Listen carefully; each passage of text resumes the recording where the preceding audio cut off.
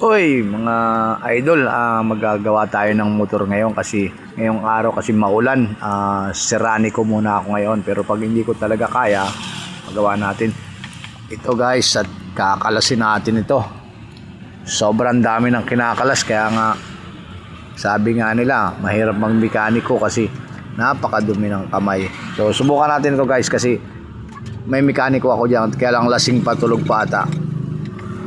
At pagka painumin mo ng Alfonso yun, magaling gumawa yun. Kaya guys, panoorin nyo to at samahan nyo ako sa aking paggawa ng Aerox na motor. Bagong bago pa, pero parang nakati na yung langis eh. Kaya napabiyaan ko ito. Kaya ngayon kakalasin ko ngayon, magdudusa ako ngayon sa pagkalas. Kaya guys, yan, napakahirap kahit hindi ko makita yung tornilyo kasi sobrang dilim ng panahon. Medyo may ayan, at nakalas ko na rin sa awa naman ng Diyos. Kaya guys, panoorin nyo to.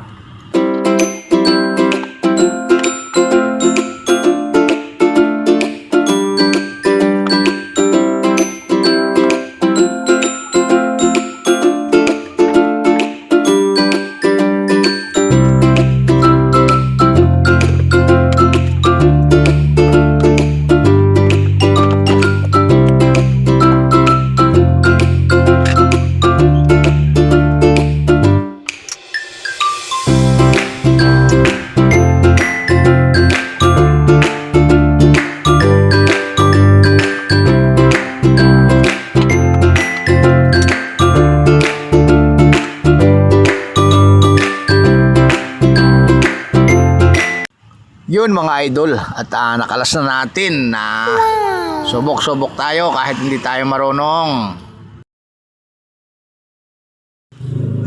Para akong buang nito na nagkakalas ng motor na walang patutunguhan. Oy, mekaniko, gumising ka.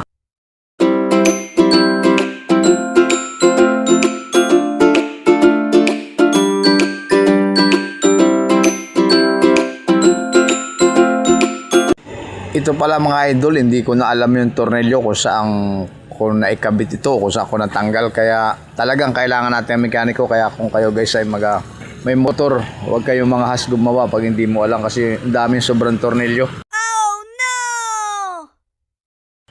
Yun guys, hirap, hindi ko maintindihan kung saan ito nakalagay. Kaya guys, maglilinis na lang ako para pag dumating yung mekaniko, ready na tayo.